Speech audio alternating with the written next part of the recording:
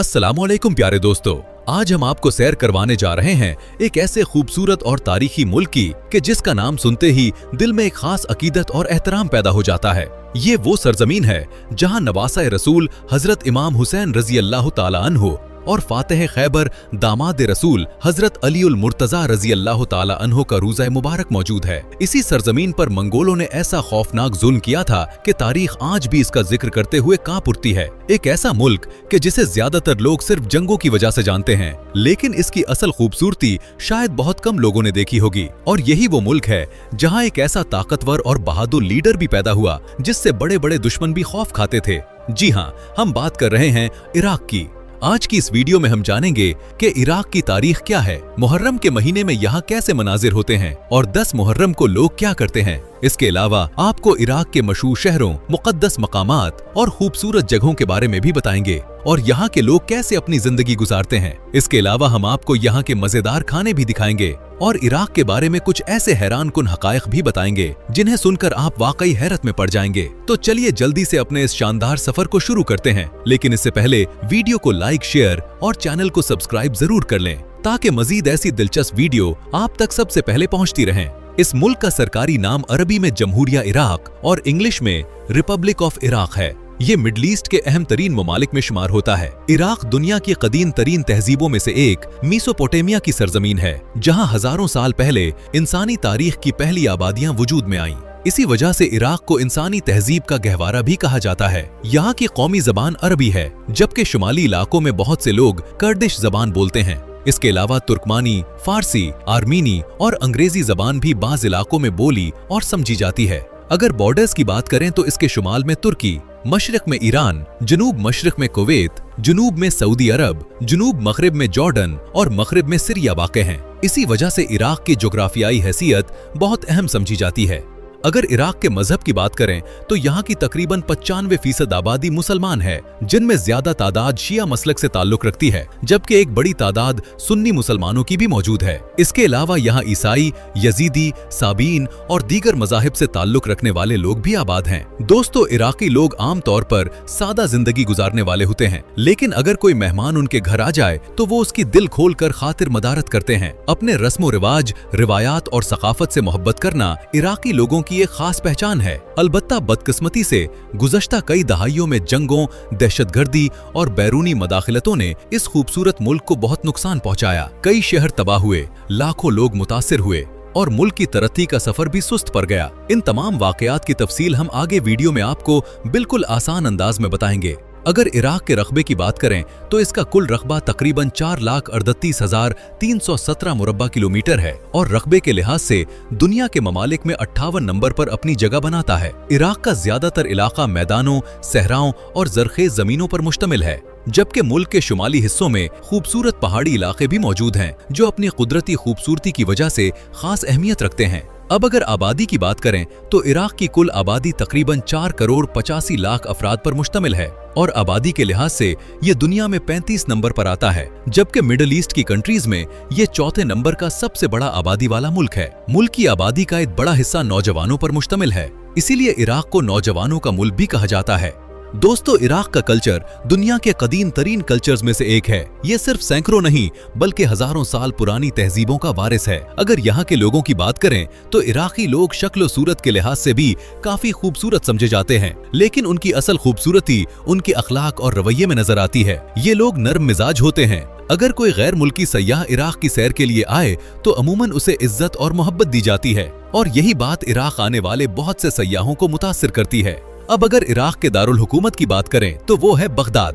Baghdad न सिर्फ Iraq का दारुल हुकूमत है बल्कि ये मुल्क का सबसे बड़ा और अहम शहर भी है। बगदाद को ये एजाज भी हासिल है कि ये अरब दुनिया का दूसरा सबसे बड़ा शहर है, जबकि पहले नंबर पर मिस्र का दारुल हुकूमत काहिरा आता है। एक वक्त था जब बगदाद दुनिया के सबसे तरक्की याफ्ता और इल्मी मराकिज में शुमार होता था। यहाँ बड़े बड़े उलमा, साइंसदान और दानिश्वर मौजूद थे। ये शहर दरियाए दिजला के किनारे आबाद है और ये दरिया इस शहर की खूबसूरती में 4 चांद लगा देता है। दोस्तों, अगर हम बगदाद की तारीख की बात करें तो ये शहर सिर्फ इराक ही नहीं बल्कि पूरी इस्लामी दुनिया के सबसे मशहूर और तारीखी शहरों में शुमार होता है। बगदाद की बुनियाद 762 ईस्वी में अब्बासी खलीफा अबू जाफर अल मंसूर ने रखी थी। वक्त गुजरता गया और बगदाद तेजी से तरक्की करता चला गया। सिर्फ चंद दहाइयों के अंदर ये शहर दुनिया के सबसे बड़े, अमीर और तरक्की याफ्ता शहरों में शामिल हो गया। इस दौर में बगदाद की सड़कें आबाद थीं, बाजारों में रौनकें थीं और दुनिया के मुख्तलिफ इलाकों से लोग यहाँ आते थे। अब्बासी दौर में बगदाद को इस्लामी दुनिया का दिल समझा जाता था। दुनिया के मुख्तलिफ ममालिक से उलमा,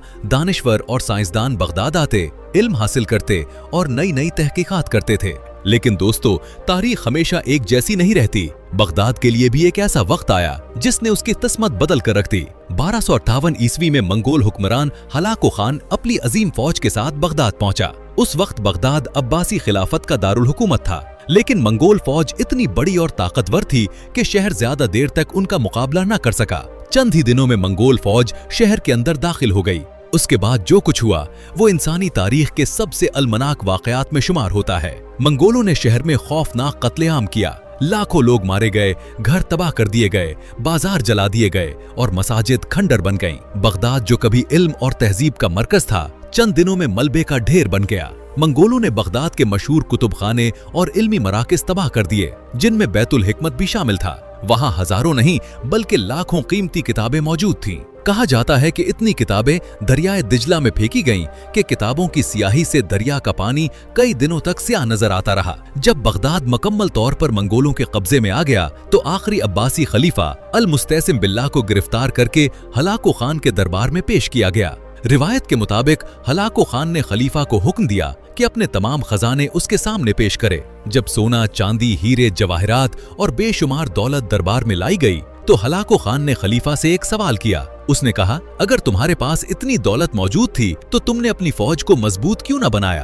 अपने शहर के दिफा के लिए बेहतर तैयारी क्यों न की? इस सवाल का खलीफा के पास कोई जवाब नहीं था। उसके बाद खलीफा को एक कालीन में लपेट दिया गया और रिवायत के मुताबिक उसके ऊपर घोड़े दौड़ाकर उसे कत्ल कर दिया गया। दोस्तों, बगदाद की तबाही के बाद भी इस शहर की कहानी खत्म नहीं हुई। आने वाली सदियों में ये शहर मुख्तलिफ सल्तनतों के जेरे असर रहा। कभी सफवी सल्तनत ने यहाँ हुकूमत की और कभी उस्मानी सल्तनत ने। खास तौर पर उस्मानियों ने तकरीबन 400 साल तक बगदाद पर हुक्मरानी की। जदीद दौर में भी बगदाद ने सुकून कम और मुश्किलात ज्यादा देखी हैं। खास तौर पर 2003 की इराक जंग के दौरान शहर को एक बार फिर शदीद नुकसान पहुंचा, लेकिन तमाम जंगों, हमलों और तबाहियों के बावजूद बगदाद आज भी कायम है और इसकी गलियां आज भी अपनी हजारों साल पुरानी तारीख की गवाही देती हैं। दोस्तों, बगदाद शहर की एक और बहुत बड़ी पहचान हजरत शेख अब्दुल कादिर जीलानी रहमतुल्लाह अलैह का मुबारक मजार भी है। हजरत शेख अब्दुल कादिर जीलानी इस्लाम के अजीम बुजुर्ग, आलिम दीन और वलीउल्लाह थे। आपने अपनी पूरी जिंदगी दीन इस्लाम की खिदमत, लोगों की इस्लाह और उन्हें अल्लाह ताला के रास्ते की तरफ बुलाने में गुजारी। आपकी तालीमात ने लाखों लोगों की जिंदगियां बदल दी और बेशुमार लोगों को नेकी और हिदायत का रास्ता दिखाया। इसी वजह से दुनिया भर के मुसलमान आपसे बेहद मोहब्बत और अकीदत रखते हैं। औलियाए किराम में आपका मकाम बहुत बुलंद समझा जाता है और आज भी हर साल दुनिया के मुख्तलिफ ममालिक से लाखों जायरीन बगदाद आते हैं और आपके मजार पर हाजिरी देकर दुआ करते हैं। अगर बगदाद शहर के रकबे की बात करें तो इसका कुल रकबा तकरीबन 673 मुरब्बा किलोमीटर है और एक बहुत बड़ा मेट्रोपॉलिटन शहर है, जहां जदीद इमारतें, कारोबारी मराकज, यूनिवर्सिटियां, सरकारी दफातर और तारीखी मकामात एक साथ देखने को मिलते हैं। अगर आबादी की बात की जाए तो बगदाद में तकरीबन 80 लाख से ज्यादा लोग रहते हैं, जिसकी वजह से ये न सिर्फ इराक बल्कि पूरे मशरिक़ वुस्ता के बड़े शहरों में शुमार होता है। दोस्तों, इराक की मईशत में भी बगदाद का किरदार सबसे अहम है। अब अगर इराक की करेंसी की बात करें तो यहाँ इस्तेमाल होने वाली सरकारी करेंसी को इराकी दीनार कहा जाता है। इराकी दीनार की कीमत पाकिस्तानी रुपए से भी कम है और एक पाकिस्तानी रुपया तकरीबन 4.5 इराकी दीनार के बराबर है, जबकि एक इंडियन रुपए के बदले में तकरीबन 14 इराकी दीनार मिलते हैं। इराक में तकरीबन 13 एयरपोर्ट्स हैं जो अंदरूने मुल्क और बैनुल-अक़वामी परवाजों के लिए इस्तेमाल होते हैं। इनमें खास तौर पर अरबिल इंटरनेशनल एयरपोर्ट को लोग इराक का सबसे जदीद और बेहतरीन एयरपोर्ट भी कहते हैं, जबकि इराक की कौमी एयरलाइन को इराकी एयरवेज कहा जाता है, जो हर साल लाखों मुसाफिरों को अपनी खिदमत फराहम करती है। दोस्तों, अब बात करते हैं इराक के उस शहर की जिसका नाम सुनते ही हर मुसलमान के दिल में अकीदत, मोहब्बत और एहतराम के जज्बात जाग उठते हैं, और वो शहर है करबला।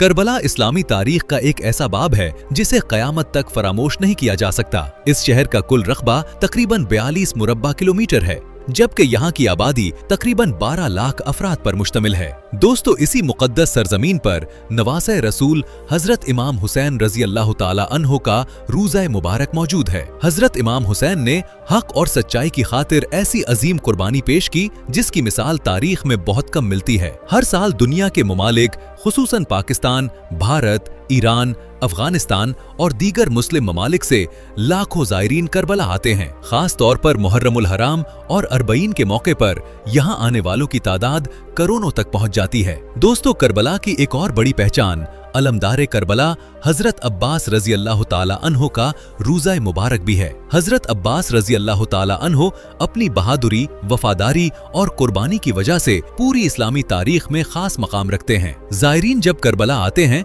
तो हजरत इमाम हुसैन के रोज़े के साथ साथ हजरत अब्बास रजी अल्लाह ताला अन्हो के रोज़ा मुबारक पर भी लाजमी हाजिरी देते हैं। ये दोनों रोज़े एक दूसरे के आमने सामने हैं और इनके दरमियान फासला सिर्फ 250 मीटर है।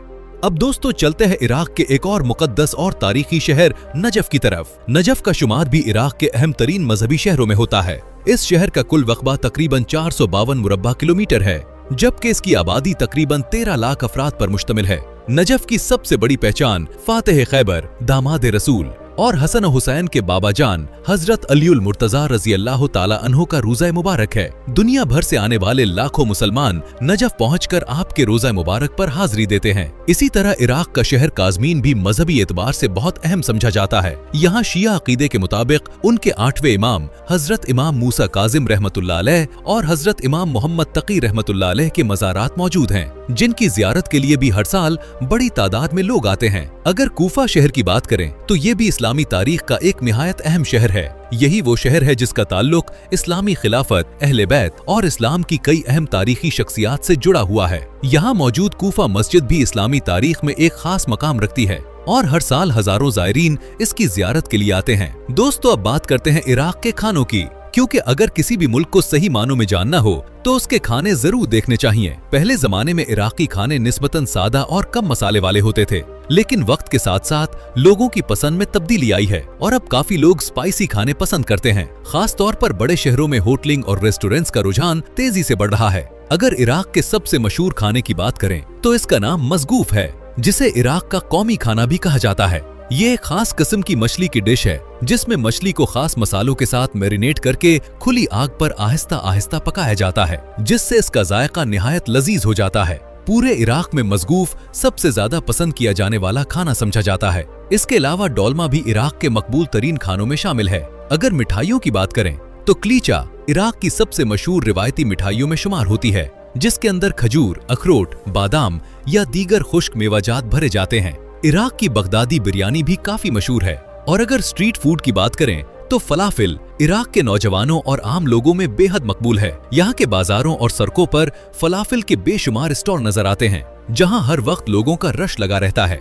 दोस्तों, जब भी इराक का नाम लिया जाता है तो एक शख्सियत का जिक्र जरूर होता है और वो है सद्दाम हुसैन। सद्दाम हुसैन 1937 में इराक के शहर तकरीत में पैदा हुए। वो 1979 में इराक के सदर बने। उनके दौरे हुकूमत को इराक की तारीख में सबसे ताकतवर तौर समझा जाता है। सद्दाम हुसैन के दौर में इराक ने कई बड़ी जंगें देखी। उन जंगों के दौरान इराक ने अपनी ताकत और दिफाई काबिलियत दुनिया के सामने दिखाई। सद्दाम हुसैन को न सिर्फ इराक बल्कि मुस्लिम दुनिया में भी एक मजबूत रहनुमा के तौर पर याद किया जाता है। बदकिस्मती से 2003 में अमेरिका और इत्तेहादियों ने इराक पर हमला किया। इस जंग के दौरान सद्दाम हुसैन की हुकूमत खत्म हो गई और आखिरकार उन्हें एक अंडरग्राउंड बैंकर से गिरफ्तार किया गया और फिर आखिरकार 30 दिसंबर 2006 को 69 साल की उम्र में उन्हें फांसी दी गई। जब उन्हें फांसी के लिए तैयार किया जा रहा था तो आम तरीका यही होता है कि कैदी के चेहरे पर कपड़ा डाल दिया जाता है, लेकिन सद्दाम हुसैन ने उसे कबूल नहीं किया और खुद ही चेहरे पर कपड़ा डालने से इनकार कर दिया। उन्होंने किसी किस्म का खौफ जाहिर नहीं किया, बल्कि बड़े सुकून के साथ अपने आखिरी लम्हात का सामना किया। वो तख्तादार पर जाते हुए भी कलमा पढ़ रहे थे और पूरी मजबूती के साथ खड़े रहे। यही वजह है कि उनके हामी इस वाक़े को उनकी बहादुरी और हौसले की मिसाल के तौर पर बयान करते हैं। बहुत से लोग उन्हें एक हीरो समझते हैं, जबकि कुछ लोग उन पर तनकीद भी करते हैं, लेकिन ये बात हकीकत है कि उनका नाम तारीख में हमेशा याद रखा जाएगा और उनका जिक्र किए बगैर जदीद इराक की तारीख मुकम्मल नहीं समझी जा सकती। दोस्तों, सद्दाम हुसैन के जाने के बाद इराक में हालात काफी खराब हुए। अवाम की हालत बद से बदतर होती चली गई और मुल्क पर बैरूनी असरात बढ़ गए। लेकिन सद्दाम हुसैन की बहादुरी और मुस्लिम दुनिया के लिए उनके इक़दामात आज भी लोगों के दिलों में जिंदा हैं और उनके बारे में बात करते हुए लोग फख्र महसूस करते हैं। दोस्तों, जब भी इराक का नाम लिया जाता है तो अक्सर लोगों के जहन में जंगों और तारीखी वाकयात का ख्याल आता है, लेकिन हकीकत यह है कि इराक कुदरती खूबसूरती से भरपूर एक शानदार मुल्क भी है।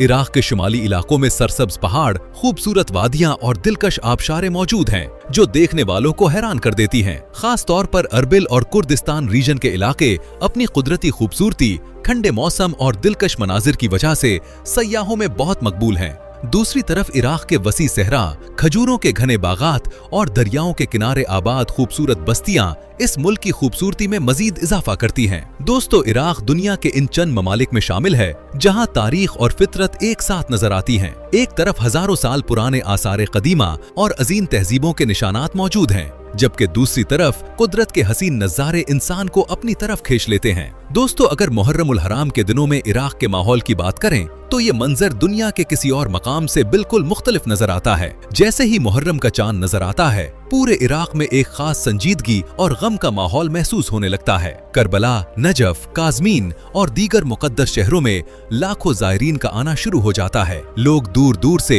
हजरत इमाम हुसैन रज़ी अल्लाह ताला अन्हो और उनके जानिसार साथियों की कुर्बानी को याद करने के लिए इराक का रुख करते हैं। इन दिनों इराक में एक और मुनफरिद मंजर भी देखने को मिलता है। हजारों रजाकार सड़कों के किनारे ज़ायरीन की खिदमत के लिए मौजूद होते हैं। जगह जगह बड़े बड़े खीमे लगाए जाते हैं, जहां आने वाले लोगों को मुफ्त खाना, पानी, चाय, जूस और आराम की सहूलियात फराहम की जाती हैं। बहुत से लोग इसे अपने लिए सादत समझते हैं कि वो ज़ायरीन की खिदमत कर सकें। और दोस्तों, अगर अरबईन के मौके की बात करें तो ये मंजर और भी हैरानकुन होता है। दुनिया के मुख्तलिफ ममालिक से आने वाले लाखों बल्कि करोड़ों ज़ायरीन नजफ से करबला तक कई दिन पैदल सफर करते हैं। रात हो या दिन, ये सफर जारी रहता है और रास्ते भर लोगों की खिदमत के लिए बेशुमार इंतजामात मौजूद होते हैं। यही वजह है कि हर साल दुनिया भर से लाखों लोग इस रूहानी फजा को महसूस करने और शुहदाए करबला को खराज अकीदत पेश करने के लिए इराक का सफर करते हैं।